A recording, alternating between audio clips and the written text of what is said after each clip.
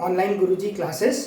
Friends, आप सभी लोगों को पता होगा कि आईबीपीएस, आरआरबी, पीओ और ऑफिस असिस्टेंट, जिन्हें हम क्लर्क भी कहते हैं, उनके नोटिफिकेशंस, डिटेल नोटिफिकेशंस आ चुके हैं और बहुत ही सारी वैकेंसीज आई है। तो आज के इस वीडियो पे मैं आप लोगों को बताने वाला हूं कि कैसे आप लोगों ने इस एग्जाम्स के लिए प्रिपरेशंस करना है कि आप लोगों का 100% इस एग्जाम्स पे सिलेक्शन हो पाए। सी फ्रेंड्स, सिलेबस सभी लोगों को पता होता है, सभी लोगों को पता है कि क्या चीज हम लोगों ने पढ़ना है, बट उसके बाद भी कुछ ही लोग ऐसे होते हैं जिनका एग्जाम्स पे सिलेक्शन हो पाता है। तो मैं आप लोगों को एक ऐसे स्ट्रैटेजी देने वाला हूं, अगर आप लोग इस स्ट्रैटेजी को फॉलो करोगे तो आप लोगों के सिलेक्शन होने के चांसेस बहुत ज्यादा बढ़ जाएंगे।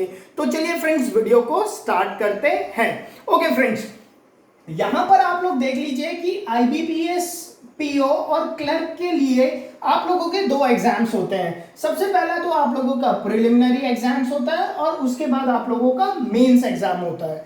ठीक है, ओके। मैं दोनों एग्जाम्स के बारे में आप लोगों को कंप्लीट प्रिपरेशन स्ट्रेटेजी बताने वाला हूं। पहले आप लोग देख लीजिए प्री एग्जाम्स पे क्या होता है आप लोगों का और मेंस एग्जाम में क्या होता है। थोड़ा सा ओवरव्यू दे देता हूं एग्जाम्स का, इसके बाद मैं आप लोगों को बताऊंगा कि कैसे आप लोगों ने प्रिपेयर करना है। और जो भी स्टूडेंट इस स्ट्रेटेजी को फॉलो करेगा और इस हिसाब से प्रिपरेशंस करेगा, इतना मैं आप लोगों को यकीन दे सकता हूं कि उनके सिलेक्शन होने की प्रोबेबिलिटी बहुत ज्यादा हो जाएगी और बहुत कम टाइम पे। खास बात यह है।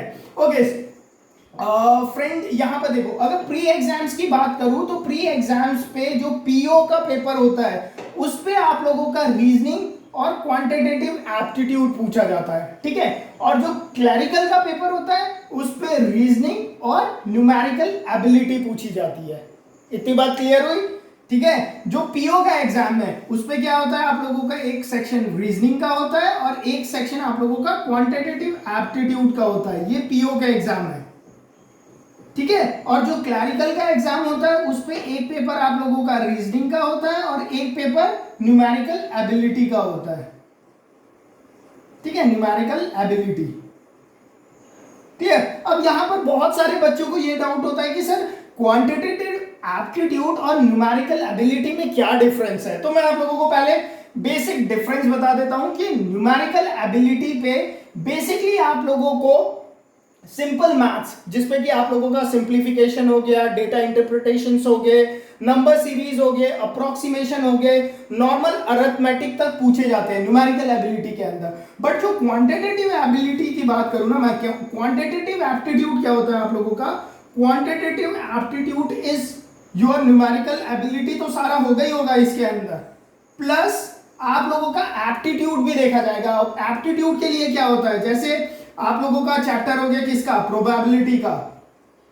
ठीक है, आप लोगों का चैप्टर हो गया परम्यूटेशन एंड कॉम्बिनेशन का, आप लोगों का हो गया बेसिकली डेटा सफिशिएंसी। ठीक है ना, तो उस पे आप लोगों का एप्टीट्यूड स्किल को चेक किया जाता है, इस पे आप लोगों के नंबर स्किल्स को चेक किया जाता है। तो क्वांटिटेटिव एप्टीट्यूड क्या है, quantitative aptitude is nothing but numerical ability plus ये दो चार और टॉपिक है। ये टॉपिक जब ऐड हो जाते हैं ना तो वो क्वांटिटेटिव एप्टीट्यूड हो जाता है आप लोगों का। ठीक है ना, ओके। तो प्री का अगर मैं बात करता हूं तो मैंने आप लोगों को बता दिया कि प्री पे आप लोगों का क्या होता है, रीजनिंग और मैथ्स मैं मान लेता हूं। ठीक है, मैथ्स के अंदर दोनों है, न्यूमेरिकल एबिलिटी क्लरिकल वालों के लिए और क्वांटिटेटिव एप्टीट्यूड पीओ वालों के लिए। तो रीजनिंग आप लोगों का कितने मार्क्स का आता है फ्रेंड्स, रीजनिंग आप लोगों का 40 मार्क्स का होता है और 40 क्वेश्चंस होते हैं। ठीक है, और मैथ्स की अगर मैं बात कर लूं तो मैथ्स पे क्या होता है आप लोगों का, मैथ्स भी आप लोगों का 40 मार्क्स का होता है और इस पे भी क्या होते हैं आप लोगों के 40 क्वेश्चंस होते हैं। ठीक है, एक खास बात यहां ये होती है कि गाइस आप लोगों के आरआरबी एग्जाम्स में ना आप लोगों को प्री एग्जाम्स के लिए कंपोजिट टाइम मिलता है 45 मिनट्स का। 45 मिनट्स का मतलब यह है कि यहां पर सेक्शनल टाइमिंग नहीं होती है। ठीक है ना, पीओ के पेपर में क्या होता है आप लोगों को, जैसे रीजनिंग के लिए 15 मिनट मिलेगा, न्यूमेरिकल एबिलिटी के लिए 20 मिनट मिलेगा, तो सेक्शनल टाइमिंग होती है। यहां पर ऐसा नहीं है, आप लोगों को टोटल इस एग्जाम के लिए 45 मिनट्स मिलेंगे। तो आप लोग अपने हिसाब से टाइमिंग को एडजस्ट कर सकते हो, अगर कोई रीजन, ठीक है ना, कोई रिस्ट्रिक्शन नहीं है। 45 मिनट है, 80 क्वेश्चंस हैं, 80 क्वेश्चंस है, 80 मार्क्स है और 45 मिनट्स है। कोई रिस्ट्रिक्शन एज सच नहीं है आप लोगों के लिए। ओके फ्रेंड्स, एक और बात यहां पर मैं बता देता हूं, नीचे डिस्क्रिप्शन पे जहां पर आप लोग YouTube के डिस्क्रिप्शन और कमेंट पे, ठीक है, कमेंट सेक्शन होता है ना नीचे वीडियो के, और डिस्क्रिप्शन सेक्शन पे मैंने आप लोगों को एक लिंक दे रखा है, जिस लिंक के थ्रू आप लोग IBPS RRB के जो मॉक है, फ्री मॉक्स है, वहां पर आप लोग उन मॉक्स को दे सकते हो। साथ ही साथ वहां पर अभी आप लोगों का पूरा IBPS RRB के लिए पूरे सिलेबस को कवर कराया जाएगा, जिसपे लाइव क्लासेस होंगे और भी बहुत सारे चीज होंगे। मतलब पूरा आप लोगों का इस पूरे के लिए एक पूरे सिलेबस को कवर किया जाएगा। तो आप लोग इस लिंक के थ्रू आप लोग उस पर रजिस्ट्रेशन अपना पक्का से कर लीजिएगा, ठीक है ना। मॉक्स आप लोगों के कुछ मॉक्स वहां पर फ्री है, तो आप लोग पहले फ्री मॉक्स दे सकते हो, उसके बाद प्रैक्टिस के लिए जो पेड मॉक है उन मॉक्स को भी आप लोग ले सकते हो। तो एक बार पहले फ्री मॉक्स देख लेना आप लोग, क्योंकि फ्री मॉक्स के लिए तो पैसे लगने नहीं है। उसके बाद अगर आप लोगों को अच्छा लगता है तो आप लोग जो पेड मॉक है उन मॉक को भी देख सकते हो, ठीक है ना। बट पहले आप लोग फ्री मॉक पक्का से देख लेना, ठीक है। ओके, चलिए ये तो हो गया। यहां पर मैंने आप लोगों को बताया कि प्री एग्जाम्स पे क्या आता है। मेंस एग्जाम पे अगर मैं बात करूं तो रीजनिंग का पेपर होता है, मैथ्स का पेपर होता है। अब मैथ्स पे वही है, क्लैरिकल के लिए न्यूमेरिकल एबिलिटी और पीओ के लिए क्वांटिटेटिव एप्टीट्यूड पूछा जाता है, ठीक है ना। आपका कंप्यूटर का पेपर होता है, आप लोगों का जनरल अवेयरनेस का पेपर होता है, और एक पेपर होता है आप लोगों का इंग्लिश और हिंदी। इसमें से आप लोग ऑप्ट कर सकते हो, ठीक है। या तो आप इंग्लिश का पेपर लिख सकते हो या हिंदी का पेपर लिख सकते हो, ठीक है ना। ओके, रीजनिंग पे आप लोगों के 40 क्वेश्चंस होते हैं जो 50 मार्क्स के होते हैं। न्यूमेरिकल एबिलिटी और क्वांटिटेटिव एप्टीट्यूड की बात करूं तो इस पे भी 40 क्वेश्चंस होते हैं, 50 मार्क्स के होते हैं। कंप्यूटर नॉलेज पे बेसिक कंप्यूटर नॉलेज आप लोगों को पता होनी चाहिए, इस पे 40 क्वेश्चंस होते हैं, बट ये खाली 20 मार्क्स के होते हैं। जनरल अवेयरनेस पे 40 क्वेश्चंस होते हैं, 40 मार्क्स के होते हैं। और इंग्लिश और हिंदी एक भी जो भी आप लोग ऑप्ट करोगे उस पे भी 40 क्वेश्चंस होते हैं और 40 मार्क्स होते हैं। इसके लिए भी फ्रेंड्स आप लोगों को कंपोजिट टाइम दिया जाता है 2 आवर्स का। 2 आवर्स का कंपोजिट टाइम होता है। कंपोजिट टाइम मतलब आप लोगों के ऊपर रिस्ट्रिक्शन नहीं है कि इस टॉपिक को इतनी, 2 घंटा है आप लोगों के पास टोटल।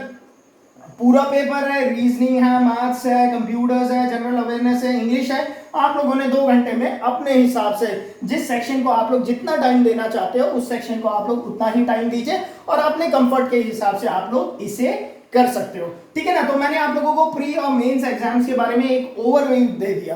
अब आते हैं वीडियो के मेन पार्ट पे, जिसपे कि हम लोग डिस्कस करेंगे कि यार प्रिपरेशन कैसे करना है। ये तो सभी को पता है, ठीक है सर, हम लोगों को पता है कि प्री का क्या सिलेबस है, मेंस का क्या सिलेबस है।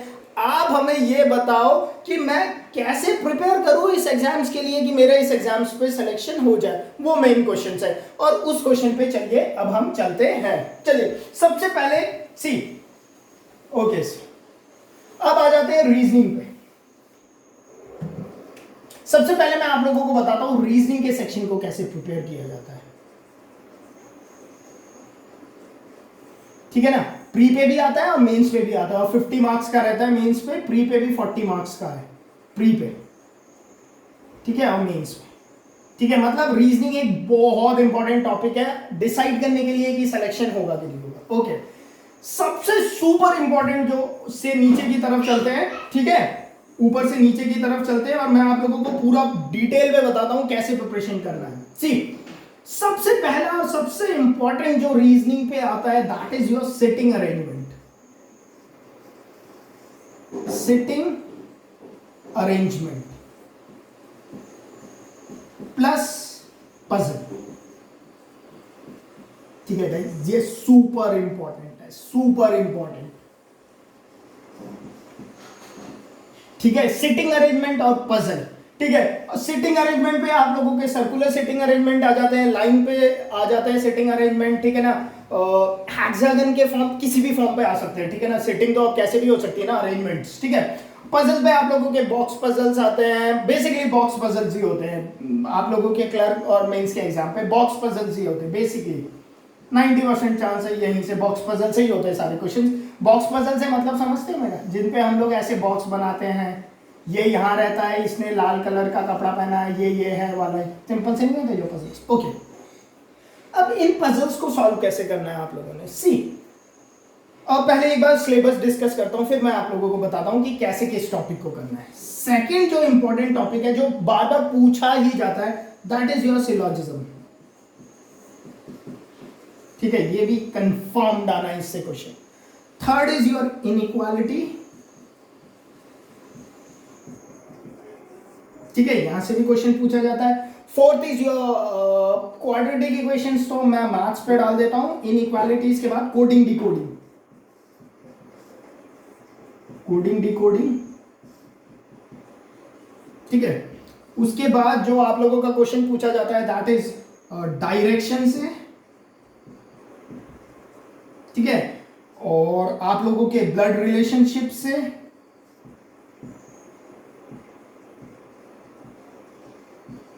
ठीक है, आप लोगों के डायरेक्शन से पूछा जाता है, ब्लड रिलेशनशिप से पूछा जाता है, आप लोगों के order and ranking, order ranking, alphabet series.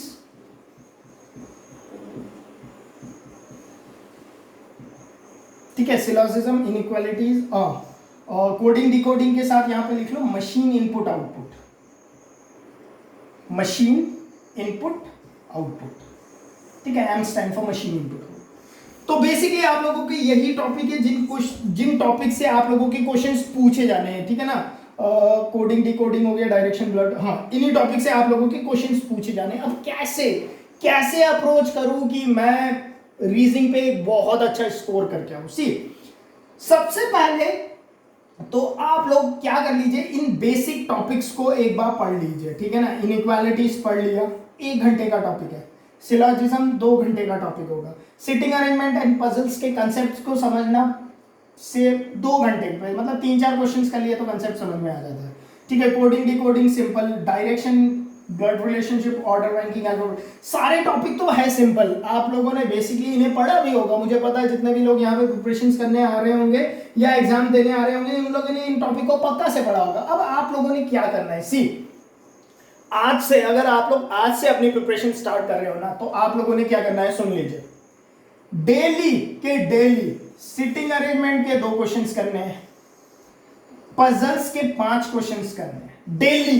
ये डेली रूटीन है आप लोगों का। जब तक आप लोगों का क्लैरिकल की बात करूं या मेंस की बात करूं, जब तक आप लोगों का एग्जाम डेट नहीं आ जाता, तब तक का आप लोगों का डेली रूटीन बता रहा हूं मैं। सपोज 50 दिन बाद आप लोगों का पेपर होता है, तो आप लोग 250 क्वेश्चंस प्रैक्टिस कर चुके होंगे पजल्स के, सिटिंग अरेंजमेंट के 100 क्वेश्चंस पजल्स कर चुके होंगे। ठीक है, सिलॉजिज्म के डेली करना है। ठीक है ना, डेली आप लोगों ने सिलॉजिज्म के आप लोगों ने डेली आप लोग 6 क्वेश्चंस करो, इनइक्वालिटीज के 5 क्वेश्चंस करो डेली, कोडिंग डिकोडिंग के डेली 5 क्वेश्चंस करो, मशीन इनपुट आउटपुट का डेली 1 क्वेश्चन करो, क्योंकि ये सेट होता है ना लंबा। ओके, डायरेक्शन के आप लोग डेली 5 क्वेश्चंस करो, ब्लड रिलेशनशिप के डेली आप लोग 5 क्वेश्चंस करो, ऑर्डर एंड रैंकिंग के डेली आप लोग 5 क्वेश्चंस करो, और अल्फाबेट सीरीज के डेली आप 3 क्वेश्चंस करो। डेली करो, डेली। अगर आप लोग डेली इतना टाइम देते हो ना, मतलब डेली 2 सिटिंग अरेंजमेंट के क्वेश्चंस बना लिए, डेली 5 पजल्स आप लोगों ने सॉल्व कर लिए, डेली 6 सिलॉजिज्म के क्वेश्चंस आप लोगों ने कर लिए, इनइक्वालिटीज के कर लिए, कोडिंग डिकोडिंग के कर लिए, मतलब जो मैंने बताया आप लोगों ने ऐसा करना है डेली। अब ये कहां से करोगे, सी गाइस, एक बात यहां पर आप लोगों को बता देता हूं कि आप लोगों को सी कोई ना कोई मॉक पेपर तो लेना ही पड़ेगा। ठीक है ना, अगर पीओ एग्जाम्स की प्रिपरेशन कर रहे हो ना, अगर पीओ या क्लैरिकल एग्जाम्स की प्रिपरेशन कर रहे हो, तो मॉक आप लोगों को खरीदना ही पड़ेगा। ये बात आप लोग मान के चलो। बिना मॉक टेस्ट के, प्रैक्टिस के एग्जाम्स पे सिलेक्शन नहीं हो सकता, इतना बात आप लोग याद रखो। तो कौन सा मॉक फॉलो करना चाहिए, सी मॉक्स बहुत अवेलेबल है। आप लोग जो स्टैंडर्ड और जो सबसे अच्छा मॉक है वो आप लोगों का ऑलिव बोर्ड का है। ठीक है ना, ऑलिव बोर्ड के मॉक्स आप लोग कंसीडर कर सकते हैं। नीचे मैंने डिस्क्रिप्शन पे आप लोगों को फ्री लिंक भी दे रखा है ऑलिव बोर्ड के मॉक्स का, आप लोग एक बार मॉक को देख लेना। ठीक है ना, उसका लेवल काफी अच्छा है। ठीक है ना, जिस हिसाब से आप लोगों के एग्जाम्स होते हैं ना, उसी हिसाब से आप लोगों के मॉक फ्रेम करे गए हैं, तो आप लोगों को बहुत आसानी होगी, ठीक है ना। तो एक मॉक पे आप लोगों को बेसिकली ये सारे क्वेश्चंस मिल जाएंगे। तो बेसिकली मेरा कहना ये है कि रीजनिंग का आप लोगों ने डेली इतने क्वेश्चंस करने हैं और डेली का एक मॉक करना है। क्लर्क की एग्जाम्स की प्रिपरेशन कर रहे हो या पीओ का करना, आपने पीओ लेवल का मॉक ही है, इतना बात ध्यान रखना, ठीक है। और डेली का एक मॉक सॉल्व करना है और साथ ही साथ इतने क्वेश्चंस, हर टॉपिक वाइज क्वेश्चंस आप लोगों ने करने हैं। इतनी बात क्लियर हो गई। तो अगर ऐसा आप लोग प्रैक्टिस कर लेते हो आज से, मतलब कल से अगर आप लोग स्टार्ट करते हो, आज से ही मान लो, जो लोग वीडियोस आज देख रहे तो उनके लिए आज ही है, आज से ही अगर आप लोग स्टार्ट कर लेते हो और इस हिसाब से प्रैक्टिस करते हो, डेली इन टॉपिक के इतने क्वेश्चंस करते हो और एक मॉक प्रैक्टिस करते हो, ठीक है, सारे मतलब सेक्शन कवर हो जाएंगे ना मॉक पे, इसलिए मॉक बोल रहा हूं। तो आप लोग मान के चलो कि आप लोगों का 100% सिलेक्शन हो जाएगा, 100% सिलेक्शन। बट कोई फॉलो करता ही नहीं है, फिर बच्चे लोग रोते हैं कि हमारा सिलेक्शन नहीं होता, हम इतना पढ़ते हैं, ये पढ़ते हैं, फलाना पढ़ते हैं, ठीक है गाइस। सी, अगर कोई पढ़ रहा है ना, अगर कोई पढ़ रहा है तो उसका सिलेक्शन पक्का होता है। अगर कोई बोलता है ना मैंने पढ़ाई की, मेरा सिलेक्शन नहीं हुआ, मैं ऐसा मान ही नहीं सकता। इसका मतलब उसने पढ़ाई नहीं की या उसने सही तरीके से पढ़ाई नहीं की, कुछ मतलब पढ़ने का उसका सही तरीका नहीं था। अगर पढ़ने का सही तरीका पता हो आप लोगों को, ठीक है ना, सही तरीका आप लोगों को पता हो पढ़ने का और डेडिकेटेडली आप लोग पढ़ रहे हो, तो 100% सिलेक्शन होता है गाइस। बहुत सारे सीट्स है, किसी ना किसी एग्जाम्स पे तो होगा ना सिलेक्शन। तो रीजनिंग के लिए बेसिकली ये स्ट्रेटेजी आप लोगों ने फॉलो करनी है। अब आ जाते हैं मैथ्स पे, ठीक है ना।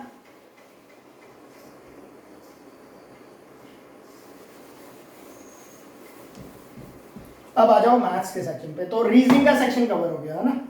मैथ्स के सेक्शन पे मैं दोनों लेकर चल रहा हूं, क्या मतलब न्यूमेरिकल एबिलिटी और क्वांटिटेटिव एप्टीट्यूड, दोनों। मैं क्वांटिटेटिव एप्टीट्यूड पे बता दूंगा क्या स्पेशल है, ओके।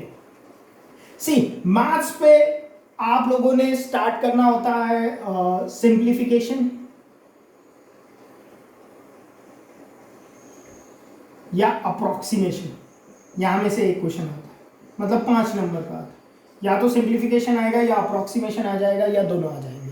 सेकंड आता है आप लोगों का क्वाड्रेटिक इक्वेशंस। बेसिकली ये भी इनइक्वालिटी के टाइप होते हैं,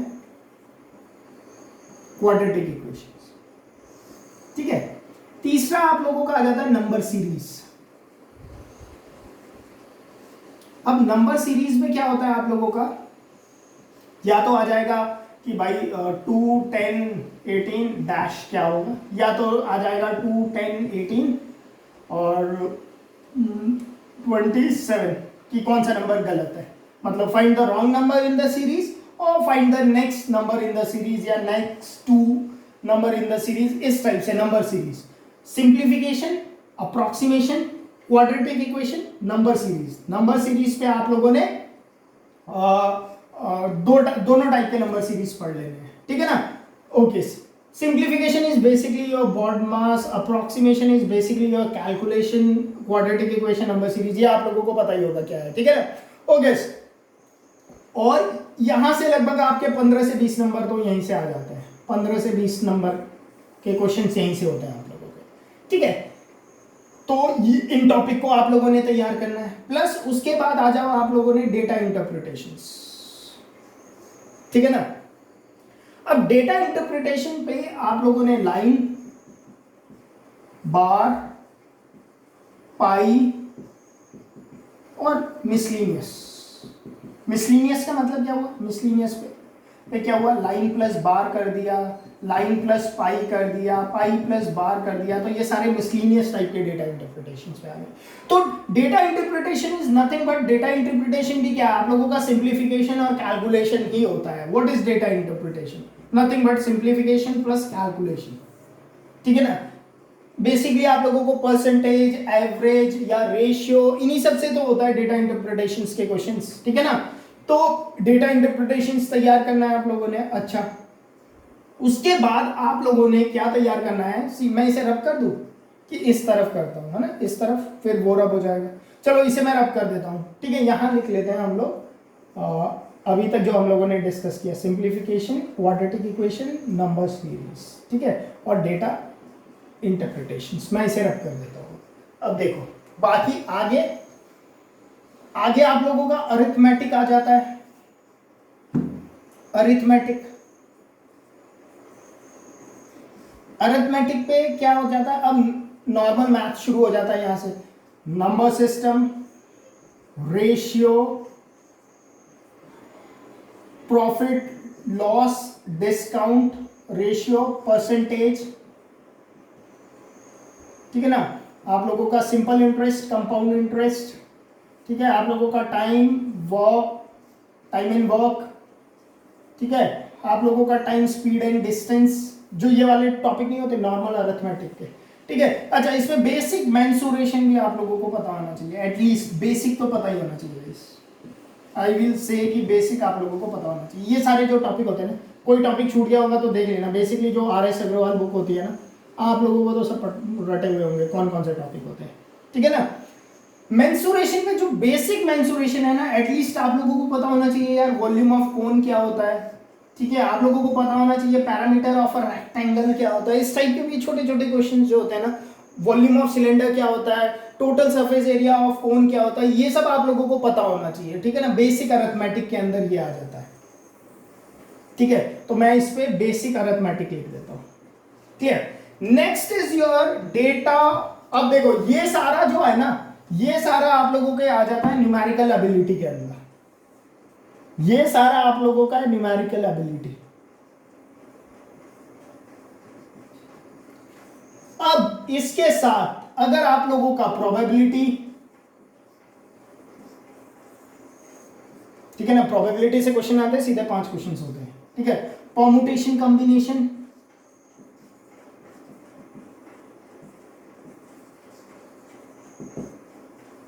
ठीक है, प्रोबेबिलिटी, परमुटेशन एंड कॉम्बिनेशन, और आप लोगों का डेटा सफिशिएंसी। डेटा सफिशिएंसी क्या होता है, ठीक है ना, जिसपे आप लोगों को एक स्टेटमेंट दिया होता है, नीचे 2 दिए होते हैं। आप लोगों को बताना होगा यार खाली ए से हम आंसर निकाल सकते हैं, खाली बी से हम आंसर निकाल सकते हैं, या ए और बी दोनों हमें चाहिए इस कंक्लूजन तक पहुंचने के लिए। That is data sufficiency. वही तो एबिलिटी है ना। आप लोगों ने न्यूमेरिकल एबिलिटी सीखा, बट क्वांटिटेटिव एप्टीट्यूड में ये सब अब एप्टीट्यूड के हिस्सा हो जाता है, ठीक है ना। तो ये क्वांटिटेटिव एप्टीट्यूड में ये 3 टॉपिक एक्स्ट्रा आप लोगों को करने पड़ते हैं, प्रोबेबिलिटी, परमुटेशन कॉम्बिनेशन और डेटा सफिशिएंसी। ओके, तो एप्टीट्यूड डाल देता हूं उसमें, ठीक है ना, एप्टीट्यूड, क्लियर। अब देखो गाइस, इन टॉपिक को आप लोगों को काफी प्रैक्टिस करना पड़ेगा। बेसिकली क्या है, देखो सिंप्लीफिकेशन के डेली 5 क्वेश्चन करो, क्वाड्रेटिक इक्वेशंस के डेली 5 क्वेश्चन करो, नंबर सीरीज के डेली 10 क्वेश्चंस करो, डेटा इंटरप्रिटेशंस पे डेली 5 क्वेश्चन करो, ठीक है ना। अलग अलग टाइप के, एक लाइन के कर लिया, एक बार का कर लिया, एक पाई चार्ट का कर लिया, एक मिसलेनियस कर लिया, वेब होते हैं, बहुत सारे होते हैं ना इस पे भी। डेटा इंटरप्रिटेशंस वेन डायग्राम से पूछ सकते, कहीं से भी पूछ सकते, क्वेश्चंस तो कहीं से भी आ सकते हैं। आप लोगों को हर चीज के लिए प्रिपेयर रहना है, ठीक है ना। तो मिसलेनियस डेटा इंटरप्रिटेशन में सब चीज आ जाते हैं। ऐसे ये होता है नहीं, वेब वाले, ठीक है ना, और ये वेन डायग्राम्स वाले, ठीक है ना, और भी बहुत सारे होते हैं मिसलेनियस टाइप, सारे आप लोगों ने कवर करने हैं यहाँ पे डेटा इंटरप्रिटेशंस। ओके, अब आ जाते हो बेसिक अरिथमेटिक। बेसिक अरिथमेटिक में क्या करना है आप लोगों ने, बेसिकली अरिथमेटिक्स में जितने टॉपिक्स आप लोगों को मैंने बताए वो तो सारे इंपॉर्टेंट टॉपिक्स हैं, उनसे क्वेश्चंस आते ही आते हैं।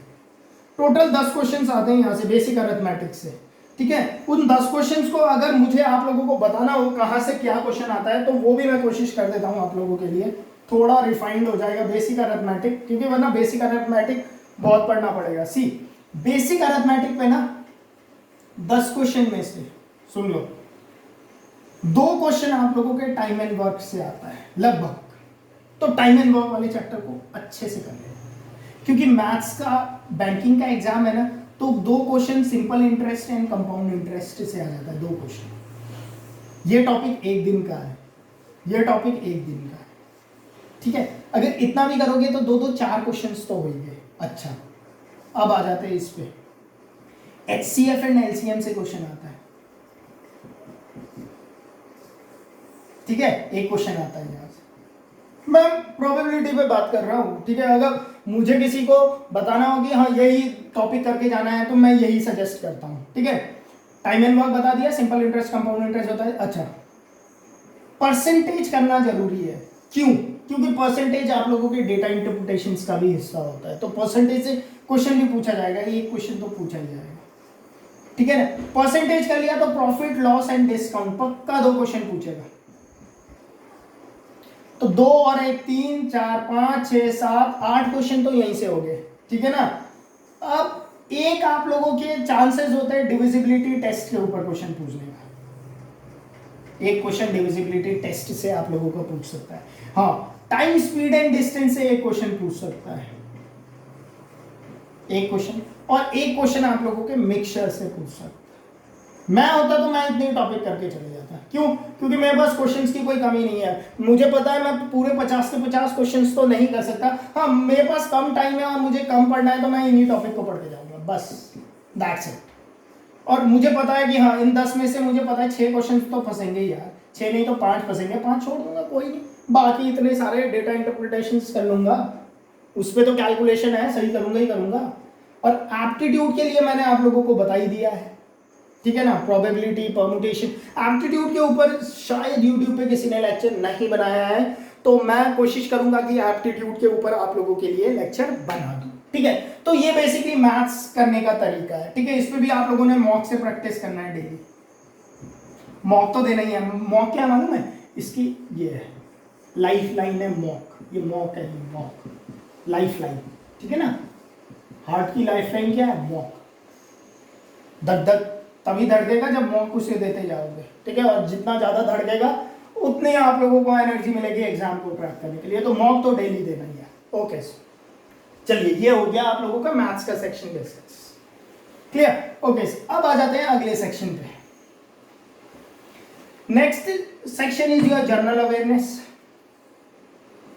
जनरल अवेयरनेस पे क्या है, आप लोगों ने करंट अफेयर्स पढ़ना है और कुछ स्टैटिक टॉपिक पढ़ने हैं इकोनॉमिक्स से रिलेटेड, ठीक है। इंग्लिश और हिंदी, और हिंदी मीडियम वाले हिंदी आती है तो हिंदी पे ही लेना, ठीक है ना, हिंदी का पेपर इजी होता है। इंग्लिश पे आप लोगों का रीडिंग कॉम्प्रिहेंशन, ठीक है, पैराजंबल, ठीक है, एरर और फिल इन द ब्लैंक्स, बस यही सब आते हैं, ठीक है। इंग्लिश पे मॉक देना डेली का, एक तो इंग्लिश प्रैक्टिस होती जाती है वहां से, बाकी एरर आप लोग पढ़ लेना अगर आप लोग इंग्लिश मीडियम वाले हो, तो बाकी अगर हिंदी मीडियम वाले हो तो हिंदी के लिए सच कुछ पढ़ने की जरूरत है, थोड़ा बहुत हिंदी तो पता ही होता है ना।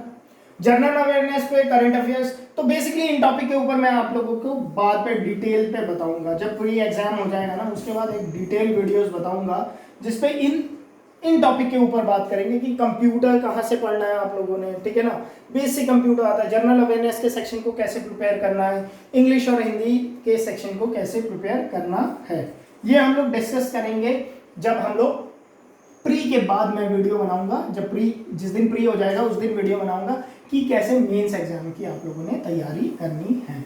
अभी के लिए आप लोगों ने जो मैंने आप लोगों को बताया ना, ये वाला आप लोगों को रीजनिंग और मैथ्स, अभी के लिए आप लोगों ने इन 2 टॉपिक पे ही ध्यान देना है। एक बार जब फ्री हो जाएगा उसके बाद इन टॉपिक पे आप लोगों ने स्विच होना है, ठीक है फ्रेंड्स। तो बेसिकली आज के वीडियो पे चलो इतना ही डिस्कस करते हैं। होपफुली आज के इस वीडियो के बाद आप लोगों को पता चला होगा कि आप लोगों ने एग्जाम्स के लिए प्रिपरेशंस कैसे करनी है, ठीक है। तो ये बेसिक स्ट्रेटेजी है। सी मैं आप लोगों को बताऊं, मैंने अपना IBPS PO का पेपर अपने फर्स्ट अटेम्प्ट पे क्लियर किया था, और as a probationary officer I work for 1.5 year, 1.5 years तक मैंने काम किया एज अ प्रोबेशनरी ऑफिसर। उसके बाद क्योंकि मेरी दूसरी जगह जॉब लग गई तो मैंने उस जॉब को क्विट कर दिया, ठीक है ना। तो बेसिकली आप लोगों के साथ स्ट्रेटेजी शेयर कर दी है मैंने, जैसे मैं यूज करता था, और मैंने PO के लिए सीरियसली बताऊं तो कभी प्रिपरेशंस की भी नहीं थी, और सिर्फ 2 मंथ के प्रिपरेशंस पे एग्जाम इजीली क्रैक हो जाता है प्रोबेशनरी ऑफिसर का, तो एटलीस्ट, ठीक है ना। तो अगर आप लोग डेडिकेटेडली एग्जाम्स की प्रिपरेशंस करते हो तो 100% आप लोगों का एग्जाम पे सिलेक्शन हो जाएगा, ठीक है फ्रेंड्स। होपफुली आपको आज का ये वीडियो पसंद आया होगा। अगर वीडियो पसंद आया है और अभी तक हमारे चैनल को सब्सक्राइब नहीं किया है तो आप सभी लोगों से रिक्वेस्ट करता हूं कि चैनल को सब्सक्राइब करके बेल आइकन पक्का से दबा दीजिएगा, ताकि आगे आने वाली जितनी भी स्ट्रेटेजीज है या जो एप्टीट्यूड से रिलेटेड मैं जो वीडियोस बनाऊंगा, उनके नोटिफिकेशंस आप लोगों को मिलते रहे। धन्यवाद दोस्तों।